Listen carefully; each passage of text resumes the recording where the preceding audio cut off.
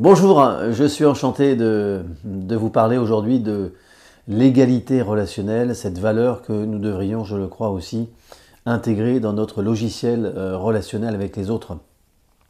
Je m'appelle Francis Convert, je suis enchanté de partager avec vous tout un tas de vidéos qui, pas à pas, structurent les éléments essentiels, principaux, majeurs, qui structurent notre espace relationnel. Et je le crois profondément, il nous appartient, là où nous sommes, dans nos chaussures, dans nos chaussettes, de nous approprier ces éléments-là si nous voulons mieux vivre ensemble, si nous voulons vivre plutôt dans le paradis que dans l'enfer, et si nous voulons plutôt préférer la paix à la guerre. Et c'est d'actualité en ce moment et de plus en plus, donc nous avons intérêt à nous intéresser à ce qui se passe. Je vous invite à vous intéresser à cet espace, à venir sur cette chaîne le plus souvent possible pour voir un peu ce que je vous raconte. Et ce que je vous raconte n'est pas forcément la vérité, c'est ma vérité, et je crois qu'elle fait sens, en tout cas elle fait sens pour moi évidemment, et je veille à appliquer tout ce que je vous raconte ici, et à le vivre moi-même, à l'expérimenter, et à avancer sur ce chemin relationnel.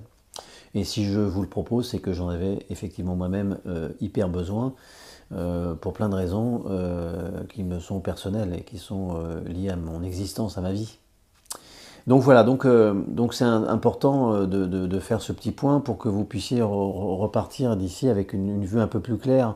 J'ai parlé des principes relationnels, dans ces principes, il y a le principe de réciprocité, et maintenant je vous parle des valeurs qui sont importantes à intégrer dans notre logiciel.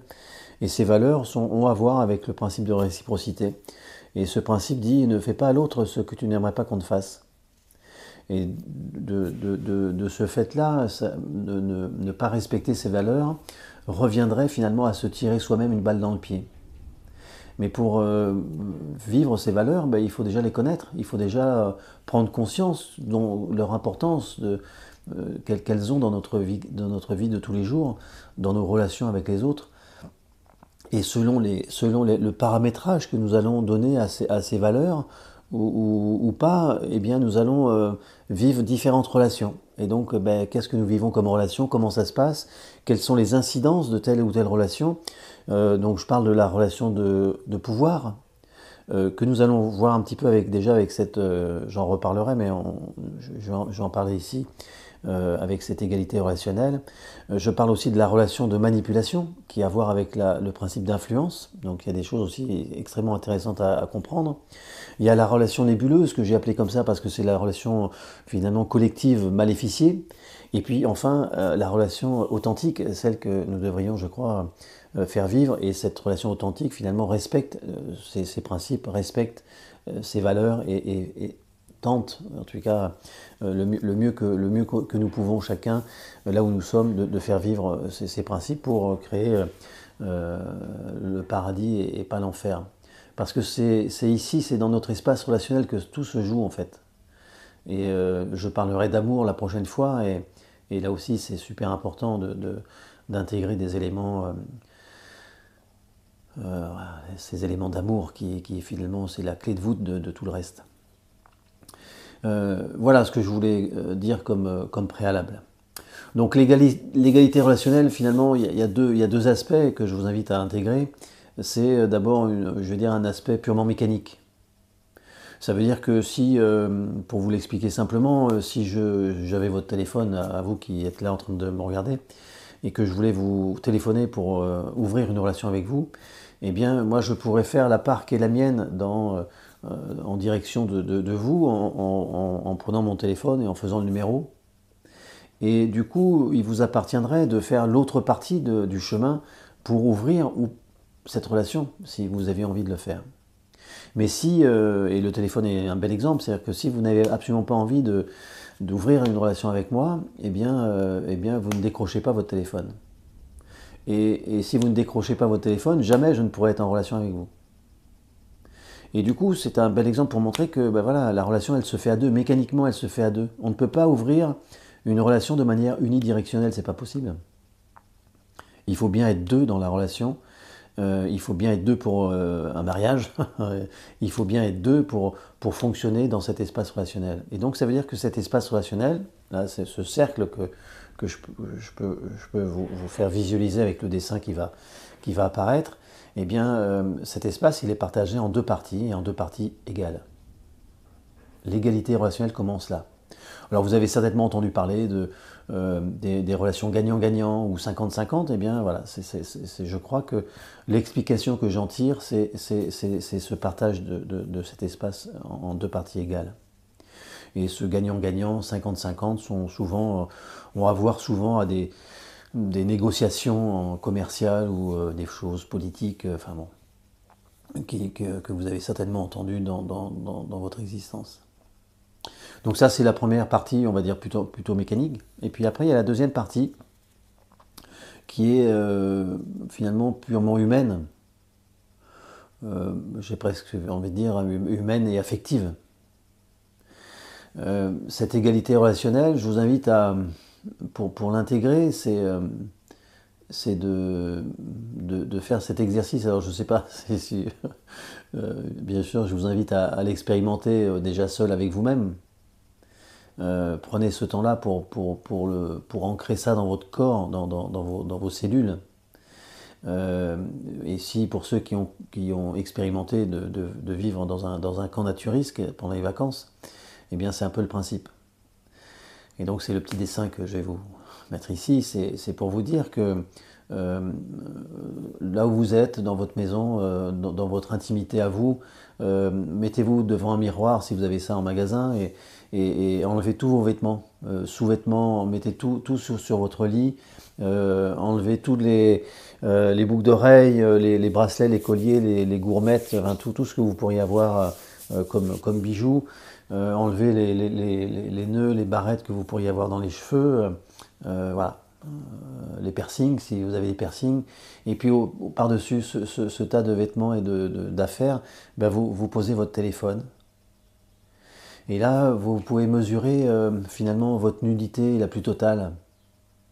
Et du coup, une certaine connexion, alors si vous faites ça sur la plage par exemple, ou en pleine campagne, dans un endroit où vous êtes un peu isolé, eh bien vous allez vous connecter en fait aux éléments, vous allez vous connecter à votre environnement, à la planète, au ciel. Enfin, vous voyez, nous sommes finalement des êtres divins, nous sommes des êtres humains, nous sommes juste là face à la nature et dans notre nudité, ben, nous sommes tous égaux en fait. Et un homme n'est pas supérieur à une femme, comme une femme n'est pas supérieure à un homme, s'il y en a qui le pensent. Je veux dire, un homme blanc n'est pas supérieur à un homme noir. Enfin, vous voyez, toutes ces connotations physiques, culturelles, racistes, enfin, des choses qui ont lié à la couleur de la peau, enfin, tous ces éléments-là n'ont finalement aucun sens. Quand nous sommes nus les uns les autres, face les uns les autres, voilà, nous sommes juste avec nous-mêmes.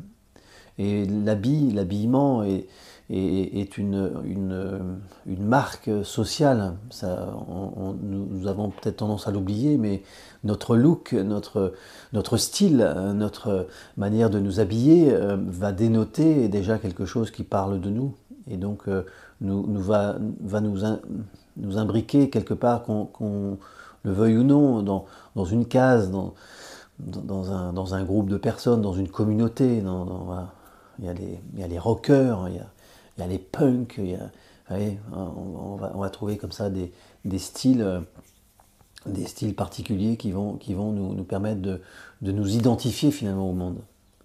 Et si nous nous identifions finalement juste à nous-mêmes, sans masque, sans façade, sans rempart, nous sommes tous et toutes avec notre sensibilité, avec notre fragilité, avec nos espérances, avec nos espoirs, avec nos ambitions, nos envies, avec nos rêves et notre petit enfant intérieur, notre petite fille ou notre petit garçon intérieur, et tout est là en fait. Et cette merveille d'humanité, elle est là, elle est juste planquée sous nos affaires, sous nos vêtements.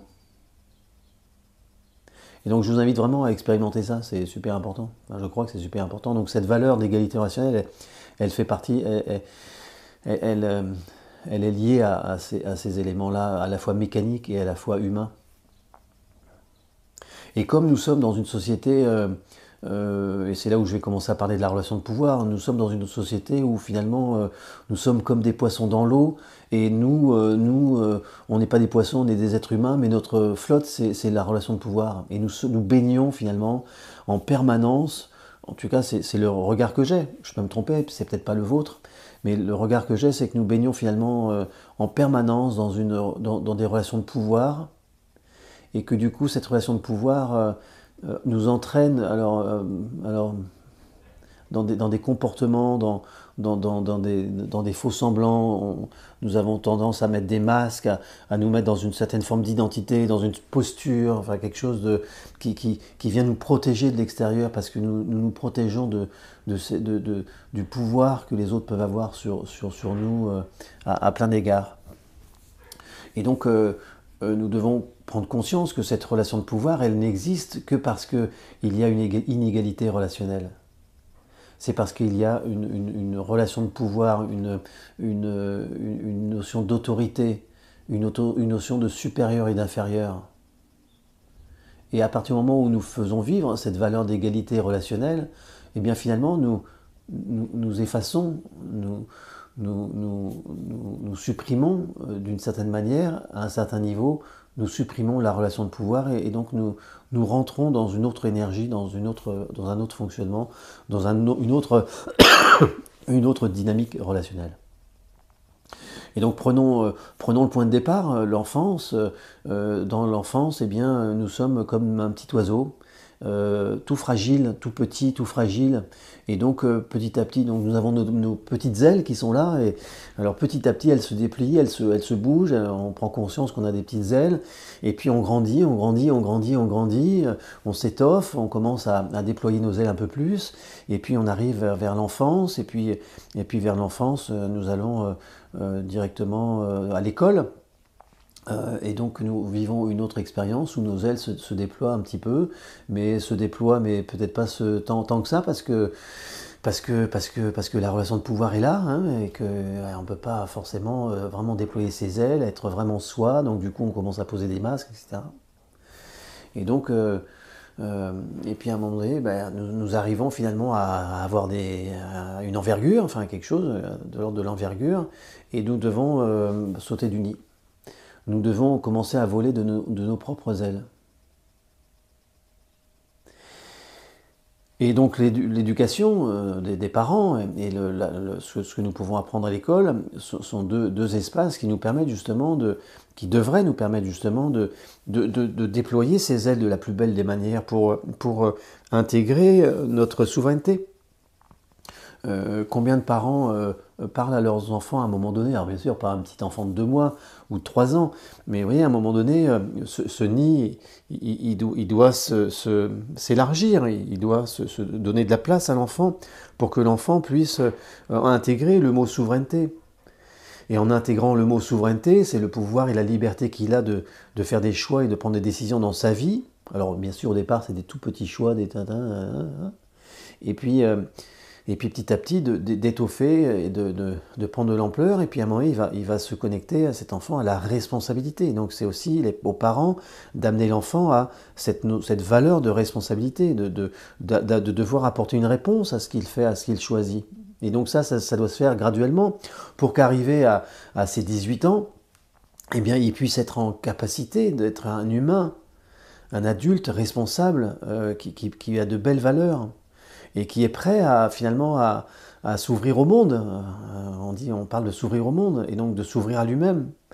Et donc tout ça, c'est un apprentissage finalement qui a à voir avec la relation à l'autre, entre un parent et un enfant, et également de cet enfant avec lui-même, que l'enfant puisse se connecter à son corps, à ses émotions, à son cœur, à sa tête, à ses compétences, à ses incompétences, à son ego, à son profil sur l'anéagramme. Enfin, je trouve que ce sont tout un tas de connaissances, mais c'est aussi l'astrologie, son signe astrologique, c'est également très intéressant.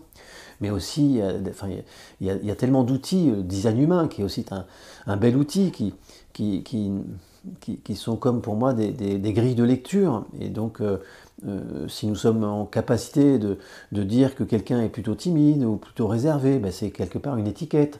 mais ça ne veut pas dire qu'il est timide et réservé pour toute sa vie. Ça veut dire que c'est une énergie qui se développe en lui et qu'il exprime.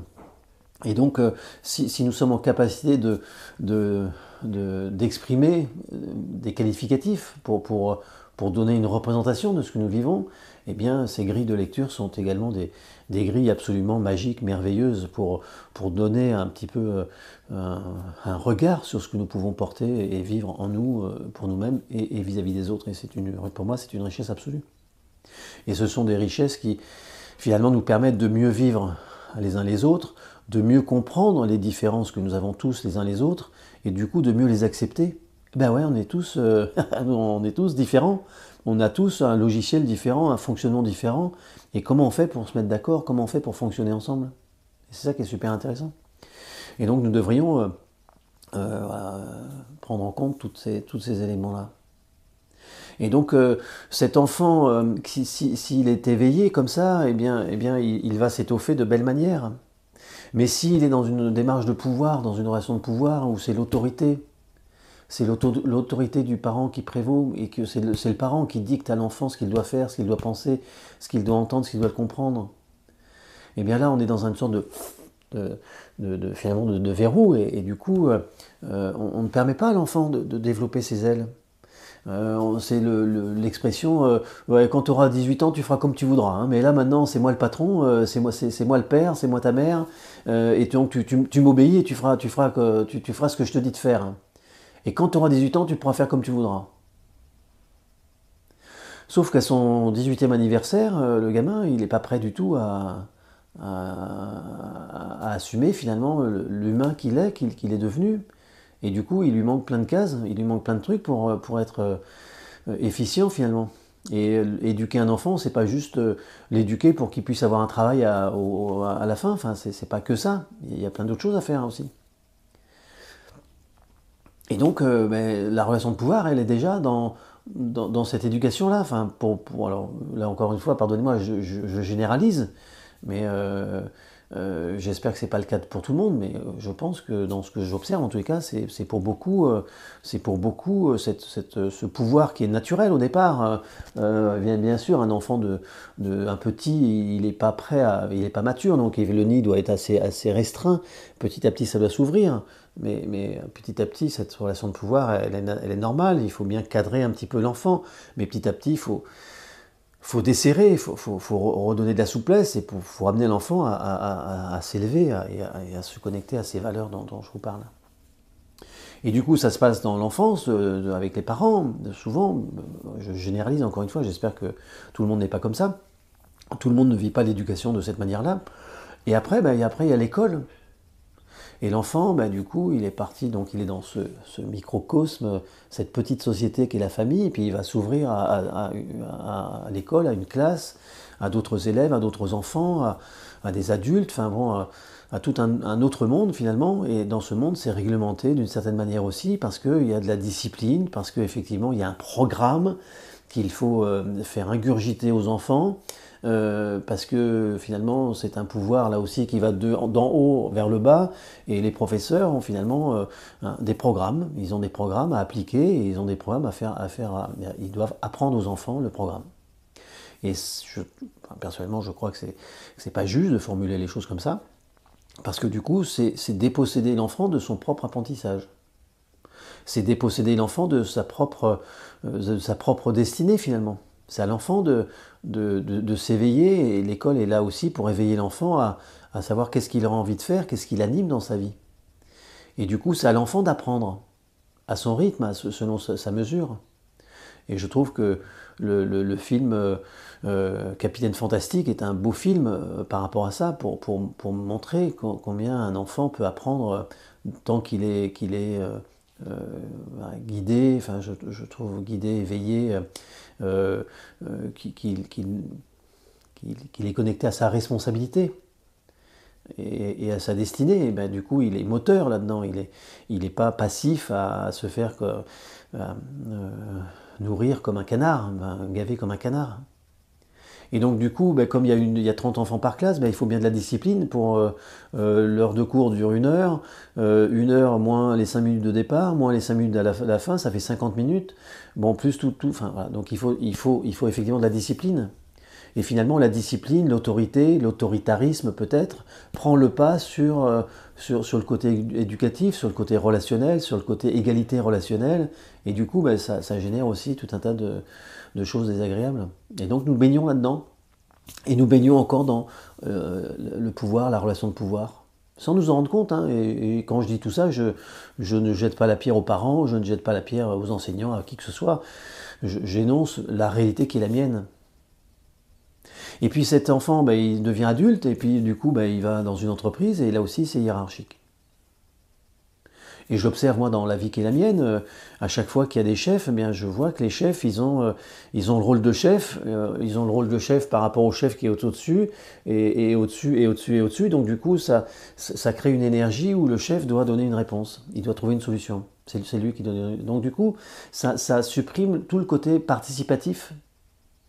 Ça enlève aux individus finalement la fibre essentielle de vie qui peut les permettre de s'impliquer vraiment dans l'histoire, dans l'entreprise, d'avoir une belle idée. Enfin, quelqu'un qui a une belle idée, souvent ils sont, c'est pas bien.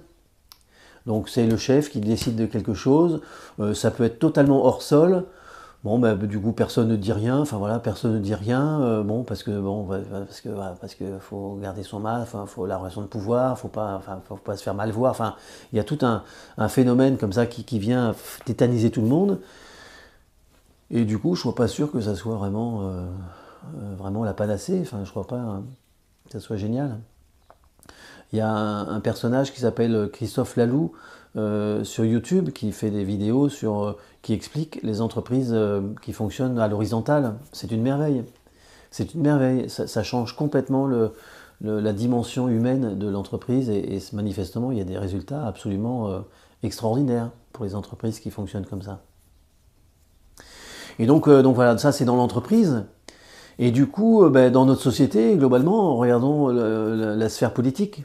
Regardons le pouvoir là-dedans. Enfin, c'est du pouvoir politicien. C'est tout un tas de. Enfin bon, je veux même pas en parler finalement tellement enfin, ça me semble extrêmement malsain. C'est juste du pouvoir pour avoir le pouvoir. Enfin, c'est juste une stratégie de guerre, de confrontation, alors sous des aspects comme ça. Enfin bon, je trouve ça extrêmement toxique, extrêmement malsain. D'autant plus que ce ne sont plus maintenant des députés finalement libres et indépendants. Ce sont des gens qui sont reliés à des partis politiques. Et donc les gens dans les partis politiques sont aussi dans une relation de pouvoir. Et donc c'est le chef du parti qui décide une ligne de conduite, peut-être. Et du coup, tous les autres y suivent. Et donc après, c'est des groupes qui votent pour telle et telle loi. Mais c'est pas l'humain qui est confronté avec son intelligence, avec sa sensibilité, qui doit décider pour savoir s'il vote oui ou non. C'est encore une fois un truc de pouvoir. On est encore dans le pouvoir. Et ce pouvoir, comme j'en ai parlé un petit peu, il s'est externalisé aussi. C'est-à-dire que maintenant, c'est l'Union européenne finalement. Nous avons, nous, Français, puisque je parle de ce que nous vivons, nous, ici en France, nous avons été aussi déposés de notre souveraineté, j'en ai parlé avec la souveraineté. Et du coup, ce qui est décidé pour nous, ce sont des gens qui sont étrangers à la France, souvent, ou qui ont des intérêts qui ne sont pas des intérêts locaux. Donc du coup, on est ce pouvoir-là, loin de ceux qui vont être sujets à ce pouvoir, qui vont devoir appliquer les règles, les décisions qui sont prises plus haut. Et il y a un écart qui est encore beaucoup plus grand. Et du coup, voilà. Et petit à petit, en fait, nous arrivons d'une société de pouvoir à une société finalement totalitaire. Enfin, petit à petit, là, l'Union européenne est en train ou a voté une histoire de passe de trucs numériques, là, tout numérique. Et donc, petit à petit, ils veulent mettre en coupe réglée toute la population finalement, parce que cette élite, elle sait très bien que son pouvoir est sujet et contraint à la conscience des gens. Et quand les gens auront conscience de ce qui se passe, nous sommes 99% de la population. C'est beaucoup, c'est énorme, 99%. Ils ne sont qu'un petit pourcent. Et quand ces 99% vont se réveiller, bien évidemment, cette élite, elle sait très bien que c'est précaire, elle a une position très précaire. Donc je crois, en tout cas, c'est l'idée que j'en ai, c'est qu'elle, petit à petit, elle essaye de cacher déjà son rôle d'élite. Enfin, voilà, il y a une sorte de tricherie sur la démocratie, je le crois, et nous sommes effectivement plus dans une aristocratie, ça me semble beaucoup plus juste. Et que cette aristocratie, elle veut cacher à tout prix le fait qu'il y a une tromperie là-dedans. Non, non, on n'est pas en démocratie, c'est une élite, et elle veut le pouvoir absolu, et elle cherche à mettre en coupe réglée toute la population, je le crois. Donc on est voilà, dans une relation de pouvoir, et là-dedans, il n'y a pas d'égalité relationnelle. Et donc on n'en a pas conscience, mais c'est une horreur. Et donc nous sommes en enfer, nous vivons l'enfer. Parce que cette relation de pouvoir interdit la souveraineté individuelle. Donc déjà, la souveraineté collective, c'est mort. Mais elle interdit la souveraineté individuelle. En tout cas, elle cherche à enfermer les gens dans quelque chose qui n'est pas leur souveraineté. Elle essaye d'imposer finalement à l'individu